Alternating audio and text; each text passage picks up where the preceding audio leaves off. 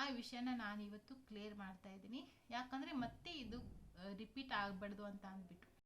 Hi ನಮಸ್ಕಾರ, Suhasini Kannada vlog ಚಾನೆಲ್ಗೆ ನಿಮಗೆಲ್ಲರಿಗೂ ಸ್ವಾಗತ. Welcome back to my channel. Good morning ಎಲ್ಲರಿಗೂ.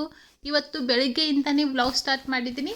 ಫಸ್ಟ್ ಕಿಚನಲ್ಲಿ ಬಂದಿದ್ದ ತಕ್ಷಣ ನಾನಿಲ್ಲಿ ದೋಸೆ ಹಿಟ್ಟನ್ನು ಚೆಕ್ ಮಾಡ್ತಾಯಿದ್ದೀನಿ. ಹಿಟ್ಟು ಉಬ್ಬಿದೆ ಇಲ್ಲ ಅಂತ ಅಂದ್ಬಿಟ್ಟು. ಸೊ ಈ ಥರ ನಾನು 2 ಪಾತ್ರೆಯಲ್ಲಿ ಹಿಟ್ಟನ್ನು ಹಾಕಿಡ್ತೀನಿ. ಯಾಕಂದರೆ ಉಬ್ಬಿದ್ರೂ ಕೂಡ ಅದು ಕೆಳಗಡೆ ಚೆಲ್ಲಬಾರ್ದು ಅಂತ ಅಂದ್ಬಿಟ್ಟು.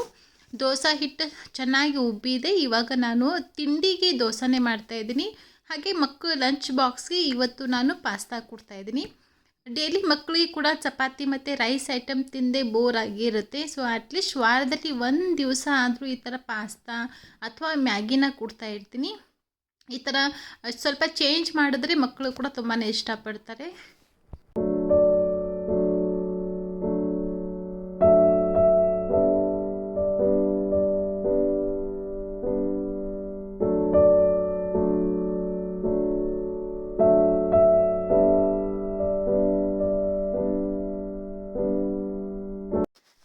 ನಾನಿಲ್ಲಿ 2 ಕಪ್ಪಷ್ಟು ಪಾಸ್ತಾನ ಹಾಕಿದ್ದೀನಿ. ಇವಾಗ ಒಂದು 6ರಿಂದ 7 ನಿಮಿಷದವರೆಗೂ ಪಾಸ್ತಾನ ಚೆನ್ನಾಗಿ ಕುದಿಸ್ಕೊತೀನಿ. ಸೊ ಅಷ್ಟರಲ್ಲಿ ಉಳಿದಿರೋಂಥ ಕೆಲಸನ ಮಾಡ್ಕೋತೀನಿ. ನಾನಿಲ್ಲಿ ಪಾಸ್ತಾ ಮತ್ತು ಚಟ್ನಿ ಅದೆಲ್ಲ ಮಾಡಿದೆ. ಇವಾಗ ದೋಸೆ ಮಾಡ್ತಾಯಿದ್ದೀನಿ. ಅಷ್ಟರಲ್ಲಿ ಇಬ್ಬರು ಮಕ್ಕಳು ಕೂಡ ರೆಡಿಯಾಗಿ ಬಂದಿದ್ದಾರೆ. ಇವಾಗ ಅವ್ರಿಗೆ ತಿಂಡಿನ ಹಾಕ್ಕೊಡ್ತೀನಿ. ಅಷ್ಟರಲ್ಲಿ ನಾನಲ್ಲಿ ದೋಸೆ ಮಾಡ್ತಾಯಿದ್ದೆ. ಆದರೆ ಅವ್ರಿಗೆ ದೋಸೆ ಬೇಡ ಅಂತೆ. ಅವರು ಪಾಸ್ತಾನೇ ತಿನ್ಕೊಂಡು ಹೋಗ್ತೀನಿ ಅಂತಂದರು. ಆಮೇಲೆ ಸ್ಕೂಲಲ್ಲಿ ಸ್ನ್ಯಾಕ್ಸ್ ಟೈಮಲ್ಲಿ ಅವರು ದೋಸೆ ತಿನ್ಕೋತಾರಂತೆ. ಸೊ ಸರಿ ಅಂತ ಅಂದ್ಬಿಟ್ಟು ನಾನು ಕೂಡ ಅವರಿಗೆ ಇವಾಗ ಬೆಳಗ್ಗೆ ಪಾಸ್ತಾನೇ ಕೊಟ್ಟಿದ್ದೀನಿ ತಿನ್ನೋದಕ್ಕೆ. ಸೊ ಆ ಕಡೆ ನಾನು ಅವ್ರದ್ದು ಲಂಚ್ ಬಾಕ್ಸನ್ನು ಪ್ಯಾಕ್ ಮಾಡ್ತಾ ಇರ್ತೀನಿ. ಅವರಿಗೆ ಡೈಲಿ ನಾನು 2 ಬಾಕ್ಸನ್ನು ಕೊಡ್ತೀನಿ. ಸೊ ಸ್ನ್ಯಾಕ್ಸ್ ಟೈಮಲ್ಲಿ ತಿನ್ನೋದಕ್ಕೆ ಒಂದು ಮತ್ತು ಲಂಚ್ ಬಾಕ್ಸಲ್ಲಿ ತಿನ್ನೋದಕ್ಕೆ ಒಂದು ಅಂತ ಅಂದ್ಬಿಟ್ಟು ಈ ಥರ ಅವ್ರಿಗೆ ಡೈಲಿ 2 ಬಾಕ್ಸನ್ನು ಹೋಗಬೇಕು. ಸೊ ನೋಡಿ ಈ ಕಡೆ ನಾನು ದೋಸೆ ಮಾಡ್ತಾಯಿದ್ದೀನಿ. ಹಾಗೆ ಮಕ್ಕಳು 7:30 ಅನ್ನಷ್ಟರಲ್ಲಿ ಮನೆಯಿಂದ ಹೊರಡ್ತಾರೆ. ಮತ್ತು 8 ಗಂಟೆಗೆ ನಮ್ಮ ಮನೆಯವರು ಕೂಡ ಆಫೀಸ್ಗೆ ಹೋಗ್ತಾರೆ. ಸೊ ಅವರು ಕೂಡ ಬೆಳಗ್ಗೆ ಮನೆಯಲ್ಲಿನೇ ತಿಂಡಿ ತಿನ್ಕೊಂಡು ಹೋಗ್ತಾರೆ. ಸೊ ಹಾಗಾಗಿ ಎಲ್ಲರಿಗೂ ಕೂಡ ಒಟ್ಟಿಗೆ ಒಂದೇ ಸರ್ತಿನೇ ಮಾಡ್ತಾಯಿದ್ದೀನಿ. ಇವತ್ತು ದೋಸೆ ಜೊತೆ ತಿನ್ನೋದಕ್ಕೆ ನಾನಿಲ್ಲಿ 2 ಥರದ ಚಟ್ನಿನ ಮಾಡಿದ್ದೀನಿ. ಒಂದು ಬಂದುಬಿಟ್ಟು ನಾರ್ಮಲ್ ಕಾಯಿ ಚಟ್ನಿ, ಪುಟಾಣಿತೆಲ್ಲ ಹಾಕಿಬಿಟ್ಟು ಮಾಡೋದು. ಆಮೇಲೆ ಇನ್ನೂ ಒಂದು ಬಂದುಬಿಟ್ಟು ಟೊಮೆಟೊ ಚಟ್ನಿ. ಸೊ ಈ ಥರದ್ದು 2 ಚಟ್ನಿ ಮಾಡ್ತಾಯಿದ್ದೀನಿ. 2 ಚಟ್ನಿಗೂ ಸೇಮ್ ಒಂದೇ ಥರ ಒಗ್ಗರಣೆ ಬೇಕು. ಅದಕ್ಕೆ ನಾನು ಪಾತ್ರೆಯಲ್ಲಿ ಸೇಮ್ ಒಂದೇ ಒಗ್ಗರಣೆನ ಹಾಕಿದ್ದೀನಿ. ಅದರಲ್ಲಿ 1 ಸ್ಪೂನಷ್ಟು ಒಗ್ಗರಣೆನ ನಾನು ಈ ಕಾಯಿ ಚಟ್ನಿಗೆ ಹಾಕಿಬಿಟ್ಟು ಉಳಿದಿರೋಂತಹ ಪಾತ್ರೆಯಲ್ಲಿ ಏನು ಒಗ್ಗರಣೆ ಇದೆ ಅದನ್ನು ನಾನು ಟೊಮೆಟೊ ಚಟ್ನಿಗೆ ಹಾಕ್ತೀನಿ. ಇವು 2 ಚಟ್ನಿದ ರೆಸಿಪಿ ನಾನು ನನ್ನ ರೆಸಿಪಿ ಚಾನಲಲ್ಲಿ ಕೂಡ ತೋರಿಸಿದ್ದೀನಿ. ಆಮೇಲೆ ಎಷ್ಟೋ ಸರ್ತಿ ನಾನು ಈ ವ್ಲಾಗ್ ಚಾನಲಲ್ಲಿ ಕೂಡ ನಿಮ್ಮ ಜೊತೆ ಶೇರ್ ಮಾಡ್ಕೊಂಡಿದ್ದೀನಿ. ಸೊ ನೀವು ಬೇಕಂದರೆ ಆ ವಿಡಿಯೋಸ್ಗಳನ್ನು ನೋಡ್ಕೋಬೋದು.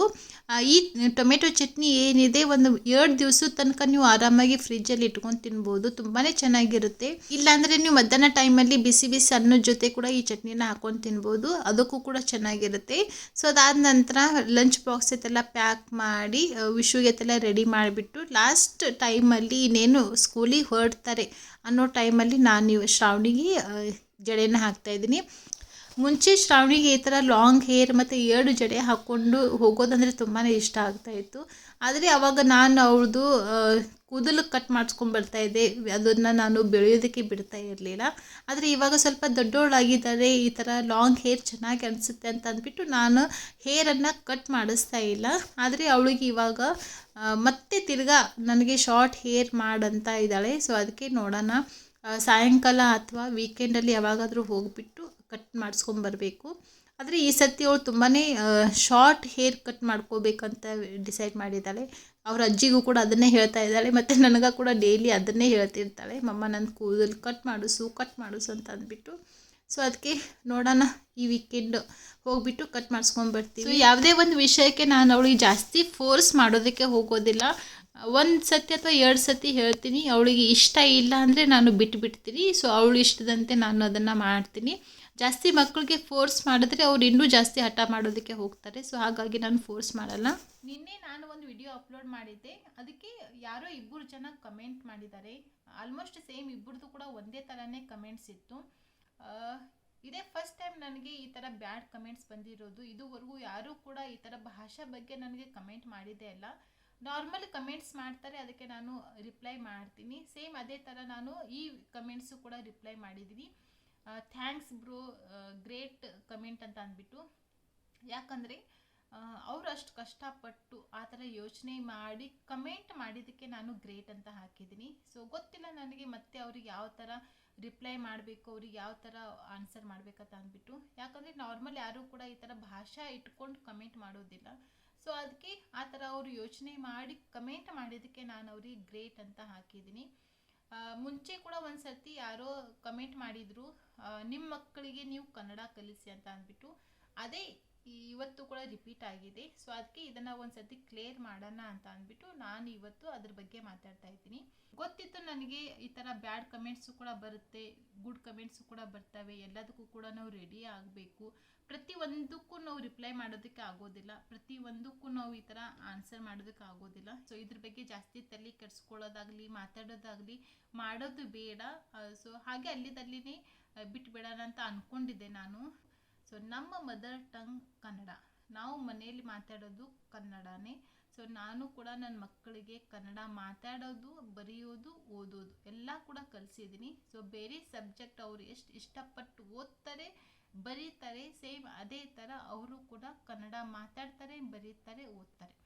ನಿಮಗೆ ವಿಡಿಯೋದಲ್ಲಿ ಏನು ಅನಿಸಿದೆ, ನೀವು ಏನು ತಿಳ್ಕೊಂಡು ಕಮೆಂಟ್ ಮಾಡಿದ್ದೀರ ಅಂತ ನನಗೆ ಗೊತ್ತಿಲ್ಲ. ಆದರೆ ಆ ವಿಷಯನ ನಾನು ಇವತ್ತು ಕ್ಲಿಯರ್ ಮಾಡ್ತಾ ಇದ್ದೀನಿ. ಯಾಕಂದರೆ ಮತ್ತೆ ಇದು ರಿಪೀಟ್ ಆಗಬಾರ್ದು ಅಂತ ಅಂದ್ಬಿಟ್ಟು. ಆದರೆ ಈ ಥರ ಭಾಷಾ ಬಗ್ಗೆ ಮಾತಾಡೋಷ್ಟು ದೊಡ್ಡವರು ನಾವಲ್ಲ.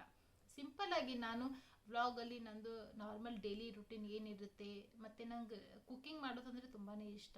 ಸೊ ಅದಕ್ಕೆ ನಾನು ಜಾಸ್ತಿ ನಂದು ಚಾನೆಲಲ್ಲಿ ರೆಸಿಪೀಸನ್ನು ಹಾಕ್ತಾ ಇರ್ತೀನಿ. ನಿಮಗೆ ಇಷ್ಟ ಇದ್ದರೆ ನೀವು ವಿಡಿಯೋಸ್ಗಳನ್ನು ನೋಡಿ. ಚಾನಲ್ಗೆ ಸಬ್ಸ್ಕ್ರೈಬ್ ಮಾಡ್ಕೋಬೇಕಂತ ಅನಿಸಿದ್ರೆ ಚಾನಲ್ಗೆ ಸಬ್ಸ್ಕ್ರೈಬ್ ಮಾಡ್ಕೊಳ್ಳಿ, ಇಲ್ಲಾಂದರೆ ಬಿಟ್ಟು ಅಷ್ಟೇ. ಆದರೆ ಈ ಥರ ಭಾಷೆ ಬಗ್ಗೆ ಕಮೆಂಟ್ ಮಾಡೋದಕ್ಕೆ ಹೋಗಬೇಡಿ. ಇದು ಯೂಟ್ಯೂಬ್ ಅನ್ನೋದು ಒಂದು ಪಬ್ಲಿಕ್ ಪ್ಲ್ಯಾಟ್ಫಾರ್ಮ್. ಸೊ ನೀವು ಈ ಥರ ಕಮೆಂಟ್ ಮಾಡಿದರೆ ಸುಮಾರು ಜನ ನೋಡ್ತಾರೆ, ಇದು ಮಾಡ್ತಾರೆ. ಇದು ಯಾರು ಕಮೆಂಟ್ಸ್ ಮಾಡಿದ್ದೀರಾ ಅವರಿಗೆ ಉತ್ತರ ಸಿಕ್ತು ಅಂತ ಅನ್ಕೋತೀನಿ ನಾನು. ನೆಕ್ಸ್ಟ್ ಟೈಮ್ ಇನ್ನೊಂದು ಸತಿ ಈ ಥರ ಕಮೆಂಟ್ ಮಾಡೋಕ್ಕಿಂತ ಮುಂಚೆ ಯೋಚನೆ ಮಾಡಿ ಕಮೆಂಟ್ಸ್ ಮಾಡಿ. ಜಾಸ್ತಿ ನಾನು ಈ ಥರದ ಬ್ಯಾಡ್ ಕಮೆಂಟ್ಸ್ಗೆ ರಿಪ್ಲೈ ಮಾಡೋದಕ್ಕೆ ಹೋಗೋದಿಲ್ಲ. ಆದರೆ ಇದು ಬಂದುಬಿಟ್ಟು ಭಾಷಾ ಬಗ್ಗೆ ಇರೋದ್ರಿಂದ ನಾನು ರಿಪ್ಲೈ ಮಾಡ್ತಾ ಇದ್ದೀನಿ. ಮತ್ತೆ ಇದು ರಿಪೀಟ್ ಆಗಬಾರ್ದು ಅಂತ ಹೇಳಿಬಿಟ್ಟು ಅಷ್ಟೇ, ಅದು ಬಿಟ್ಟರೆ ಬೇರೆ ಏನೂ ಇಲ್ಲ. ನಿಮಗೆ ಈ ವಿಡಿಯೋ ಇಷ್ಟ ಇದ್ದರೆ ನೋಡಿ ಸಪೋರ್ಟ್ ಮಾಡಿ. ಆದರೆ ಈ ಥರ ಬ್ಯಾಡ್ ಕಮೆಂಟ್ಸ್ ಮಾಡಿಬಿಟ್ಟು ಬೇರೆಯವ್ರಿಗೆ ಹರ್ಟ್ ಮಾಡೋದಕ್ಕೆ ಹೋಗಬೇಡಿ. ಸೊ ಅಷ್ಟೇ ನಾನು ಇವತ್ತು ಕೇಳ್ಕೊಳ್ಳೋದು.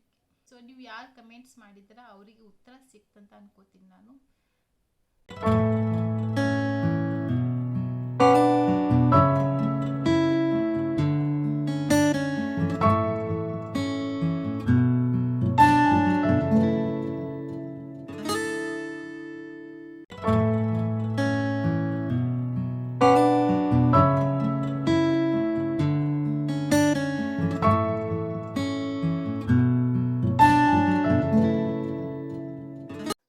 ಆಮೇಲೆ ಸಂಜೆ ಟೈಮಲ್ಲಿ ನಾನು, ಮಮ್ಮಿ, ಮಕ್ಕಳು ಮತ್ತು ನಮ್ಮ ಮನೆಯವರು ಎಲ್ಲರೂ ದೇವಸ್ಥಾನಕ್ಕೆ ಅಂತ ಹೋಗಿದ್ವಿ.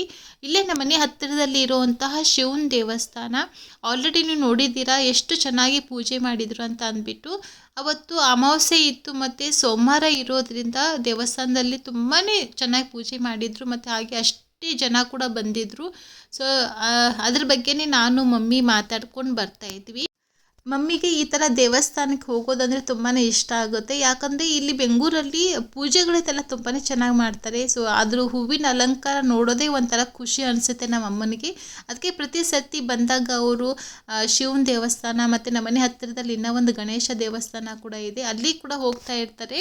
ಸಂಜೆ ಟೈಮಲ್ಲಿ ಈ ಥರ ದೇವಸ್ಥಾನಕ್ಕೆ ಹೋದರೆ ತುಂಬಾ ಚೆನ್ನಾಗಿ ಅನಿಸುತ್ತೆ ಆಗುತ್ತೆ ಮತ್ತು ಏನೋ ಒಂಥರ ಖುಷಿ ಕೂಡ ಕೊಡುತ್ತೆ ಮನಸ್ಸಿಗೆ. ಇವಾಗ ಸಂಜೆ ಟೈಮಲ್ಲಿ ತಿನ್ನೋದಕ್ಕೆ ನಾನಿಲ್ಲಿ ಮೆಣಸಿನ್ಕಾಯಿ ಬಜ್ಜಿ ಮಾಡ್ತಾಯಿದ್ದೀನಿ. ನೋಡಿ, ಈ ಥರ ದಪ್ಪ ಮೆಣಸಿನ್ಕಾಯಿನ ತೊಗೊಂಡಿದ್ದೀನಿ. ಇದು ಜಾಸ್ತಿ ಖಾರ ಇರೋದಿಲ್ಲ, ತಿನ್ನೋದಕ್ಕೆ ಚೆನ್ನಾಗಿರುತ್ತೆ. ಇದು ಯಾರು ಮಕ್ಕಳು ಬೇಕಾದರೆ ಇದನ್ನು ಆರಾಮಾಗಿ ತಿನ್ಕೋಬೋದು. ಸುಮಾರು ಒಂದು 6 ಮೆಣಸಿನ್ಕಾಯಿನ ತೊಗೊಂಡಿದ್ದೀನಿ. ಇವಾಗ ಮೊದಲು ಇದಕ್ಕೆ ಹಿಟ್ಟು ಕಲಿಸಿಡೋಣ. ಈ ಥರ ದೊಡ್ಡ ಸ್ಪೂನಿಂದ ಒಂದು 3 ಸ್ಪೂನಷ್ಟು ಕಡಲೆ ಹಿಟ್ಟನ್ನು ತೊಗೊಂಡಿದ್ದೀನಿ. ಕಡಲೆ ಹಿಟ್ಟನ್ನು ನೀವು ಚಾಳಿಸ್ಬಿಟ್ಟೇ ತೊಗೊಳ್ಳಿ. ಸೊ ನಾನಿಲ್ಲಿ ಮುಂಚೆನೇ ಡಬ್ಬಿಯಲ್ಲಿ ಹಾಕಬೇಕಾದ್ರೆ ಹಿಟ್ಟೆಲ್ಲ ಚಾಳಿಸ್ಬಿಟ್ಟು ಇಟ್ಟಿರ್ತೀನಿ. ಅದಕ್ಕೆ ನಾನು ಡೈರೆಕ್ಟಾಗಿ ಹಾಗೆ ಸ್ಪೂನಿಂದ ಹಾಕ್ಕೊಂಡಿದ್ದೀನಿ. ಇವಾಗ ರುಚಿಗೆ ತಕ್ಕಷ್ಟು ಉಪ್ಪು ಮತ್ತು ಒಂದು ಅರ್ಧ ಟೀ ಸ್ಪೂನಷ್ಟು ಜೀರಿಗೆ ಪುಡಿ ಮತ್ತು ಒಂದು ಅರ್ಧ ಟೀ ಸ್ಪೂನಷ್ಟು ಖಾರದ ಪುಡಿ ಮತ್ತು ಒಂದೇ ಒಂದು ಚುಟಕಿಯಷ್ಟು ಅರಿಶಿನ ಅದಾದ ನಂತರ ಒಂದು ಅರ್ಧ ಟೀ ಸ್ಪೂನಷ್ಟು ಜೀರಿಗೆ ಕೂಡ ಹಾಕ್ಕೋತಾ ಇದ್ದೀನಿ. ನಾನಿಲ್ಲಿ ಜೀರಿಗೆ ಪುಡಿನೂ ಯೂಸ್ ಮಾಡಿದ್ದೀನಿ ಮತ್ತು ಜೀರಿಗೆ ಕೂಡ ಹಾಕ್ಕೋತಾ ಇದ್ದೀನಿ. ಹಾಗೆ 1 ಟೀ ಸ್ಪೂನಷ್ಟು ಅಜ್ವೈನ್ ಅಂದರೆ ಓಂಕಾಳನ್ನು ಹಾಕ್ಕೋತಾ ಇದ್ದೀನಿ. ಓಂಕಾಳು ಸ್ವಲ್ಪ ಜಾಸ್ತಿನೇ ಹಾಕ್ಕೊಳ್ಳಿ. ಹಾಕಬೇಕಾದ್ರೆ ಈ ಥರ ಸ್ವಲ್ಪ ಕೈಯಿಂದ ಅದನ್ನು ಉಜ್ಜಿಬಿಟ್ಟು ಹಾಕ್ಕೊಂಡ್ರೆ ಅದ್ರ ಫ್ಲೇವರ್ ಚೆನ್ನಾಗಿರುತ್ತೆ. ಹಾಗೆ ಒಂದು ಚುಟಿಕೆಯಷ್ಟು ಅಡುಗೆ ಸೋಡನ್ನು ಹಾಕ್ಕೊಂಡು ಮಿಕ್ಸ್ ಮಾಡಿಬಿಟ್ಟು ಇವಾಗ ಸ್ವಲ್ಪ ನೀರನ್ನು ಹಾಕ್ಕೊಳ್ತಾ ಹಿಟ್ಟನ್ನು ಕಲಿಸ್ಕೊಳ್ಳೋಣ. ನೀವು ಇದಕ್ಕೆ ಹಿಟ್ಟು ಯಾವ ಥರ ಕಲಿಸ್ಕೋಬೇಕು, ಯಾವ ಹದಕ್ಕೆ ಕಲಿಸ್ಕೋಬೇಕು ನಾನು ನಿಮಗೆ ತೋರಿಸ್ತೀನಿ. ಸೊ ಅದೇ ಥರ ಕಲಿಸ್ಕೊಳ್ಳಿ. ಒಂದು ಕಡೆಯಿಂದ ನೀವು ಹಾಗೆ ಸ್ಪೂನಿಂದ ಇದನ್ನು ಮಿಕ್ಸ್ ಮಾಡ್ತಾ ಇರಬೇಕು. ಹಾಗೆ ಇನ್ನೊಂದು ಕಡೆಯಿಂದ ಸ್ವಲ್ಪ ನೀರನ್ನು ಹಾಕ್ಕೊಳ್ತಾ ಮಿಕ್ಸ್ ಮಾಡ್ಕೊಳ್ಳಿ. ಹಿಟ್ಟು ಒಂಚೂರು ಕೂಡ ನಿಮ್ಗೆ ಎಲ್ಲಿ ಗಂಟು ಆಗಬಾರ್ದು, ಸ್ಮೂತಾಗಿ ಹಿಟ್ಟು ಆಗಿರಬೇಕು. ಚೆನ್ನಾಗಿ ಇದನ್ನು ಈ ಥರ ಮಿಕ್ಸ್ ಮಾಡ್ಕೊಳ್ಳಿ. ಹಿಟ್ಟು ತುಂಬ ತಿಳುವಾಗಿರಬಾರ್ದು, ಸ್ವಲ್ಪ ಗಟ್ಟಿಯಾಗಿಯೇ ಇದ್ದರೆ ನಿಮಗೆ ಮೆಣಸಿನ್ಕಾಯಿಗೆ ಕೋಟಿಂಗ್ ಚೆನ್ನಾಗಿ ಬರುತ್ತೆ. ಸೊ ನೋಡಿ ಈ ಥರ ನಾನು ಬೆರಳಿಂದ ನಿಮಗೆ ತೋರಿಸ್ತಾ ಇದ್ದೀನಿ ಎಷ್ಟು ಚೆನ್ನಾಗಿ ನನ್ನ ಬೆರಳಿಗೆ ಕೋಟ್ ಆಗಿದೆ ನೋಡಿ. ಈ ಥರ ಚೆನ್ನಾಗಿ ಅದು ಕೋಟ್ ಆಗಬೇಕು, ಗಟ್ಟಿಯಾಗಿ ಕೋಟ್ ಆದರೆ ನಿಮ್ಮದು ಮೆಣಸಿನ್ಕಾಯಿ ಬಜ್ಜಿ ತುಂಬಾ ಚೆನ್ನಾಗಿ ಬರುತ್ತೆ. ಸೊ ಈ ಟ್ರಿಕ್ಕನ್ನು ಇಟ್ಕೊಂಡು ನೀವು ಹಿಟ್ಟನ್ನು ಕಲಿಸ್ಕೋಬೋದು. ನೋಡಿ ಹಿಟ್ಟು ಒಂಚೂರು ಕೂಡ ಗಂಟು ಇಲ್ಲದೆ ಚೆನ್ನಾಗಿ ಅದನ್ನು ಕಲಿಸ್ಕೊಂಡು ಆಗಿದೆ. ಇವಾಗ ಹಿಟ್ಟನ್ನು ಸೈಡಲ್ಲಿ ಇಟ್ಬಿಟ್ಟು ಮೆಣಸಿನ್ಕಾಯಿನ ಕಟ್ ಮಾಡ್ಕೊಳ್ಳೋಣ. ನೀವು ಬೇಕಾದರೆ ಹೋಲ್ ಒಂದು ಮೆಣಸಿನ್ಕಾಯಿನ ಹಾಗೆ ಕೂಡ ಫ್ರೈ ಮಾಡ್ಕೋಬೋದು, ಇಲ್ಲಾಂದರೆ ಈ ಥರ ಕಟ್ ಕೂಡ ಮಾಡ್ಕೋಬೋದು. ಆದರೆ ನಾನು ಇಲ್ಲಿ ಮೆಣಸಿನ್ಕಾಯಿನ ಈ ಥರ 2 ಭಾಗದಲ್ಲಿ ಕಟ್ ಮಾಡಿಕೊಂಡು ಒಳಗಡೆದೆಲ್ಲ ಬೀಜ ಎಲ್ಲ ತೆಗೆದ್ಬಿಟ್ಟು ಆಮೇಲೆ ಫ್ರೈ ಮಾಡ್ಕೋತೀನಿ. ನಿಮಗೆ ಬೀಜ ತೆಗಿಯೋದಕ್ಕೆ ಇಷ್ಟ ಇಲ್ಲ ಅಂದರೆ ನೀವು ಹಾಗೆ ಬೀಜ ಸಮೇತ ಕೂಡ ಈ ಬಜ್ಜಿನ ಮಾಡ್ಕೋಬೋದು. ಆದರೆ ನಾನಿಲ್ಲಿ ಸ್ಪೂನಿಂದ ನೋಡಿ ಈ ಥರ ಎಲ್ಲ ಬೀಜ ಎಲ್ಲ ತೆಗಿತಾ ಇದ್ದೀನಿ. ಒಂದೊಂದು ಸತಿ ಇದು ಮೆಣಸಿನ್ಕಾಯಿ ಕೂಡ ತುಂಬಾ ಖಾರ ಇರುತ್ತೆ. ಈ ಥರ ಬೀಜ ಸಮೇತ ನೀವು ಹಾಗೆ ಫ್ರೈ ಮಾಡಿದ್ರೆ ಅದು ತಿನ್ನಬೇಕಾದ್ರೆ ಇನ್ನೂ ನಿಮಗೆ ಖಾರವಾಗಿಯೇ ಅನಿಸುತ್ತೆ. ಸೊ ನನಗೆ 1-2 ಸತಿ ಅದೇ ಥರ ಆಗಿದೆ.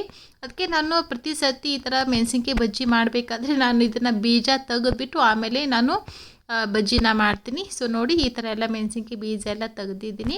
ಸೊ ಹಾಗೆ ಪಕ್ಕದಲ್ಲಿ ಗ್ಯಾಸ್ ಮೇಲೆ ನಾನು ಎಣ್ಣೆ ಕೂಡ ಕಾಯೋದಕ್ಕೆ ಇಟ್ಟಿದ್ದೀನಿ. ಈ ಕಡೆ ಮೆಣಸಿನ್ಕಾಯಿ ಎಲ್ಲ ಕಟ್ ಮಾಡ್ಕೊಂಡು ರೆಡಿ ಮಾಡ್ಕೊಳ್ಳೋಷ್ಟರಲ್ಲಿ ಆ ಕಡೆ ಎಣ್ಣೆ ಕೂಡ ಚೆನ್ನಾಗಿ ಕಾದಿ ಇರುತ್ತೆ. ಇವಾಗ ಕಾದಿರೋಂತಹ 1 ಟೀ ಸ್ಪೂನಷ್ಟು ಎಣ್ಣೆನ ನಾವು ಕಲಸಿರೋಂತಹ ಕಡಲೆ ಹಿಟ್ಟಿಗೆ ಹಾಕಿ ಇದನ್ನು ಮಿಕ್ಸ್ ಮಾಡ್ಕೋತಾ ಇದ್ದೀನಿ. ಈ ಥರ ಕಾಸಿರೋವಂಥ ಎಣ್ಣೆನ 1 ಟೀ ಸ್ಪೂನಷ್ಟು ಹಾಕ್ಕೊಂಡ್ರೆ ಮೆಣಸಿನ್ಕಾಯಿ ಬಜ್ಜಿ ತುಂಬಾ ಕ್ರಿಸ್ಪಿಯಾಗಿ ಚೆನ್ನಾಗಿ ಬರ್ತವೆ. ಬೇಕಾದರೆ ನೀವು ಈ ಟೈಮಲ್ಲಿ ಇದಕ್ಕೆ 1 ಟೀ ಸ್ಪೂನಷ್ಟು ಅಕ್ಕಿ ಹಿಟ್ಟು ಕೂಡ ಹಾಕ್ಕೋಬೋದು. ಅದು ಹಾಕ್ಕೊಂಡ್ರೂ ಕೂಡ ನಿಮಗೆ ಚೆನ್ನಾಗಿ ಕ್ರಿಸ್ಪಿಯಾಗಿ ಬರ್ತವೆ ಬಜ್ಜಿ. ಸೊ ಎಣ್ಣೆ ಚೆನ್ನಾಗಿ ಕಾದಿದೆ. ಇವಾಗ ಕಾದಿರೋವಂಥ ಎಣ್ಣೆಗೆ ಮೆಣಸಿನ್ಕಾಯಿನ ನೋಡಿ ಈ ಥರ ಹಾಕ್ಕೊಳ್ಳೋಣ. ಸೊ ಕಡಲೆ ಹಿಟ್ಟನ್ನು ನೀವು ಗಟ್ಟಿಯಾಗಿಯೇ ಕಲಿಸ್ಕೋಬೇಕು ಸ್ವಲ್ಪ. ಸೊ ಈ ಥರ ಮೆಣಸಿನ್ಕಾಯಿಗೆ ಚೆನ್ನಾಗಿ ಎಲ್ಲ ಕಡೆಯಿಂದ ಅದು ಗಟ್ಟಿಯಾಗಿ ಕೋಟ್ ಆದರೆ ನಿಮ್ಮದು ಬಜ್ಜಿ ತುಂಬಾ ಚೆನ್ನಾಗಿ ಬರ್ತವೆ. ಸೊ ನೋಡಿ ಈ ಥರ. ಸೊ ಈ ಮೆಣಸಿನ್ಕಾಯಿ ಹಾಕೊಳ್ಳೋ ಟೈಮಲ್ಲಿ ಗ್ಯಾಸ್ ಫ್ಲೇಮ್ ಸ್ವಲ್ಪ ನೀವು ಮೀಡಿಯಮ್ಲಿನೇ ಇಟ್ಕೊಳ್ಳಿ. ಮತ್ತು ತುಂಬ ಬಿಸಿ ಎಣ್ಣೆಯಲ್ಲಿ ಇದನ್ನು ಹಾಕಬಾರ್ದು, ಮೀಡಿಯಮ್ ಹೀಟಲ್ಲಿ ಇರುವಂಥ ಎಣ್ಣೆಯಲ್ಲಿನೇ ಹಾಕಿಬಿಟ್ಟು ನಿಧಾನಕ್ಕೆ ಇದನ್ನು ಫ್ರೈ ಮಾಡ್ಕೋಬೇಕು. ಸೊ ನಾರ್ಮಲಿ ಮೆಣಸಿನ್ಕಾಯಿ ಒಳಗಡೆಯಿಂದ ಕೂಡ ಚೆನ್ನಾಗಿ ಬೇಯಬೇಕು ಅದು. ಸೊ ಅದಕ್ಕೆ ಒಂದು 2-3 ನಿಮಿಷದವರೆಗೂ ಇದನ್ನು ಫ್ರೈ ಮಾಡ್ಕೊಳ್ಳಿ. ಸ್ವಲ್ಪ ಇದು ಫ್ರೈ ಮಾಡೋದಕ್ಕೆ ನಿಮಗೆ ಟೈಮ್ ತೊಗೊಳ್ಳುತ್ತೆ. ಸೊ ಬೇಗ ಫ್ರೈ ಆಗಲಿ ಅಂತ ಅಂದ್ಬಿಟ್ಟು ಹೈ ಗ್ಯಾಸ್ ಫ್ಲೇಮಲ್ಲಿನೇ ಇಟ್ಬಿಟ್ರೆ ಒಳಗಡೆಯಿಂದ ಮೆಣಸಿನ್ಕಾಯಿ ನಿಮಗೆ ಹಾಗೆ ಹಸಿ ಉಳ್ಕೊಂಡ್ಬಿಡುತ್ತೆ. ತಿನ್ನಬೇಕಾದ್ರೆ ಅದು ನಿಮಗೆ ಅಷ್ಟು ಟೇಸ್ಟಿಯಾಗಿ ಅನಿಸೋದಿಲ್ಲ. ಸೊ ಹಾಗಾಗಿ ನಿಧಾನಕ್ಕೆ ಸ್ವಲ್ಪ ಗ್ಯಾಸ್ ಫ್ಲೇಮ್ ಮೀಡಿಯಮ್ಲಿನೇ ಇಟ್ಕೊಂಡು ಚೆನ್ನಾಗಿ ಈ ಥರ ಮೇಲುಗಡೆಯಿಂದ ಕೆಂಪು ಬಣ್ಣ ಬರೋವರೆಗೂ ಫ್ರೈ ಮಾಡಿಕೊಂಡ್ರೆ ಸೊ ನಮ್ಮದು ಬಿಸಿಯಾಗಿರುವಂಥ ಖಾರವಾಗಿರುವಂತಹ ಮೆಣಸಿನ್ಕಾಯಿ ಬಜ್ಜಿ ರೆಡಿ ಆಯಿತು. ಸೊ ಸಂಜೆ ಟೈಮಲ್ಲಿ ಟೀ ಜೊತೆ ತಿನ್ನೋದಕ್ಕೆ ತುಂಬಾ ಚೆನ್ನಾಗಿರುತ್ತೆ. ನೀವು ಕೂಡ ಈ ಮೆಣಸಿನ್ಕಾಯಿ ಬಜ್ಜಿನ ಮನೆಯಲ್ಲಿ ಖಂಡಿತವಾಗ್ಲೂ ಟ್ರೈ ಮಾಡಿ. ಆದರೆ ಹಿಟ್ಟು ಕಲಿಸ್ಕೋಬೇಕಾದ್ರೆ ಸ್ವಲ್ಪ ಗಟ್ಟಿಯಾಗಿಯೇ ಕಲಿಸ್ಕೊಳ್ಳಿ, ಚೆನ್ನಾಗಿ ಬರುತ್ತೆ ಆವಾಗ. ಹಾಗಾದರೆ ಇವತ್ತಿಂದ ಈ ವಿಡಿಯೋ ನಾನು ಇಲ್ಲಿಗೆ ಎಂಡ್ ಮಾಡ್ತಾ ಇದ್ದೀನಿ. ಸೊ ನಿಮಗೆಲ್ಲರಿಗೂ ಕೂಡ ಇವತ್ತಿಂದ ವಿಡಿಯೋ ಇಷ್ಟ ಆಗಿದೆ ಅಂತ ಅನ್ಕೋತೀನಿ. ಇಷ್ಟ ಆಗಿದ್ದರೆ ಲೈಕ್ ಮಾಡಿ, ಚಾನಲ್ಗೆ ಸಬ್ಸ್ಕ್ರೈಬ್ ಮಾಡ್ಕೊಂಡಿಲ್ಲ ಅಂದರೆ ಪ್ಲೀಸ್ ಚಾನಲ್ಗೆ ಸಬ್ಸ್ಕ್ರೈಬ್ ಮಾಡ್ಕೊಳ್ಳಿ. ಮತ್ತೆ ನೆಕ್ಸ್ಟ್ ವಿಡಿಯೋಲಿ ಸಿಗ್ತೀನಿ. Thank you so much for watching.